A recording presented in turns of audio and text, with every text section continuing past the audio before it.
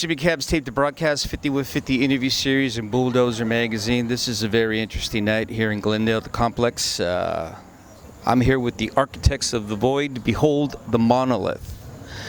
Now, this is interesting for me because this is the next evolution of Behold the Monolith. As we all know, Kevin McDade passed away a couple of years ago, and the band went through trials and tribulations, and here they are, better than ever and evolved. So let's first introduce everybody. Matt, guitar. Chase, drums. You're the new members. Jordan, vocals. Cass, bass. This is what's very interesting. Most individuals that go through the tragedy that you went through, just without being in a band, is very difficult to overcome. We've discussed this on our own, and we've also discussed it, in prior interviews or what have you. To be able to initiate the grieving processing and proceed further and move on is a very difficult thing to do. But then as a musician, to continue that, and then to be able to recruit two new members that not only fit very well, but in my opinion, really bring the band to a whole other level. Now, we've discussed this personally. When I say that, I feel fucking bad about that because I feel, and I mean, I don't mean this in any way, shape, or form of disrespect. This has no reflection on you guys. I think you guys are doing a fantastic job. But how do you feel? Because we've discussed this privately. It feels weird, right? Well, it's kind of weird because it's like the band was going to evolve one way or the other. I mean, we were going to, the next Behold the Monolith record was going to be the next Behold the Monolith record. You know what I mean? So, and we were on an upward arc of improving, I think. If I'm good, that sounds cocky, I'm sorry. But like, the next record was going to be better than the last, I think. And then the accident happened and we lost Kevin, and so it's easy. I know what you mean, because I don't want to. I'm super stoked on this lineup. Like, I'm stoked, and it's like it's a weird line because you want to be like, fuck yeah, but like, yeah, you want to respect the people because there's people still mourning Kevin, and they're gonna mourn. It's like, so it's kind of weird and heavy. So like, but the family's been super cool.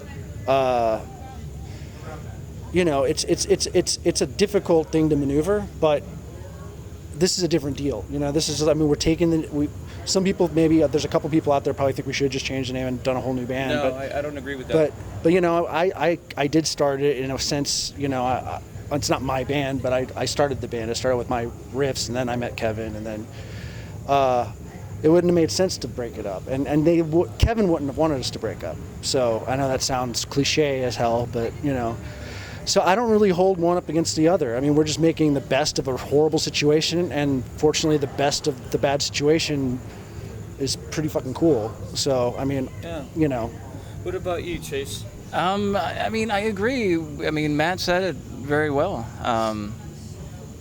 But to reiterate the top of the question, or prior to the question, it was, it didn't only affect us personally, but musically as well.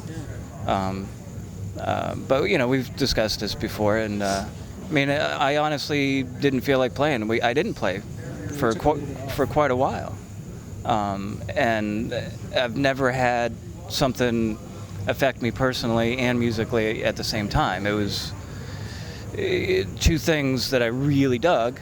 I lost my friend, and I lost interest in playing music for a little bit because of it. So that was very, very difficult to deal with. But coming up to date, everything that Matt said I feel the same way, absolutely. If it wasn't for these two guys, we wouldn't be speaking right now. This is what's really a remarkable story in itself, is the addition of two new members who not only are not filling in. Let me be very clear on that. You both have literally interjected, I don't want to say energy, but you have a whole new stream of energy. How difficult was it for you to come into this position, being that there will never be replacing Kevin, but coming in to fill those shoes, so to speak? Well, that was the thing, is I didn't want to come in as a replacement. I wanted to come in as, I'm myself, and they wanted to keep going as a band, and I really dug what they were doing, and they want to keep doing it. and they can't keep doing it the way they were before. So I did my best to, fill a big pair of shoes, but without doing that, because I'm not Kevin, and I couldn't be him. But as the voice of the band, it's more personal, I feel, because it's my instrument's part of me, and his instrument was part of him, and I can't be him, and his words meant something to him, my words mean something to me. So going forward in that, to me, was like a little tearing at first, because I didn't want to come in as like, well, I'm the new front man, because it was more complicated than that. To me it was, this guy's not around anymore, and that sucks, and I want this to be the best album that it can be, and I don't know, it got to me a little bit, just because also being young and like stepping into a band like this that had been doing it for a little bit and stuff. It was, I had respect for what they were doing, and I didn't want to come in like some hot shot, like I'm the new Kevin, or So it was like, I was like, okay, I got to get grounded first, and I got to figure out what it was that he wanted to do with this record, because he started writing it, and his vocals would have been on it. So it was, a matter of meeting these guys, getting to know them, finding out what he would have wanted in an album, and trying to, make him proud. Let's backtrack real quick. This is interesting. When Matt was trying to do the vocals, you were coaching him, correct? I was actually at the one show where he did vocals at this venue about a year or so ago. And and then I ran into him at a Mastodon show, and we had a couple mutual friends, and I was a vocal teacher, so he was a guitar teacher. So he was like, hey, I could use some lessons. So started giving him some vocal lessons, and then I really dug the music, and heard some new tunes, and I was like, man, I could have a lot of fun with this. So I just said, hey, dude, I'm interested in this. I love the music, and if you're interested in collaborating, then I'll let the guys know, and ended up working out. So now, Kaz, I saw you play when they were starting to get back together. You've also brought in new life into the band. I really like the fact that you're obviously, for those of you who don't know, he's a Sasquatch. But how did you feel when you started playing with these guys? Because they had a very tight, would you say very tight like a mechanism, man, like a machine. The chemistry was the chemistry was there, and the last year and a half, especially the last 6 months, it was just so second nature. It was just one of those things. It really developed into a special thing, because we had been playing for, I don't know, years to that point, and it done a lot, so to speak. And for that to be where it was at, that was also another, turn of the knife too. It was like, how are we going to find that again? It's rare to find not only players, but the chemistry and the personalities, and just to me it goes beyond the music.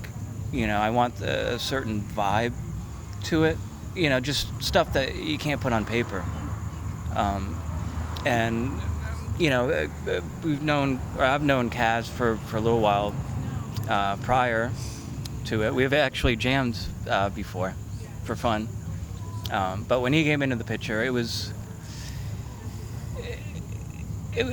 cool, but it was, I'll be honest, it was a little strange, because every time I looked in his direction, Kevin wasn't there, and it was just. And he even said at first, like, are you sure you want me to come down, when we asked him to come down, because it was still fairly early when everything happened. And we said, no, come on down.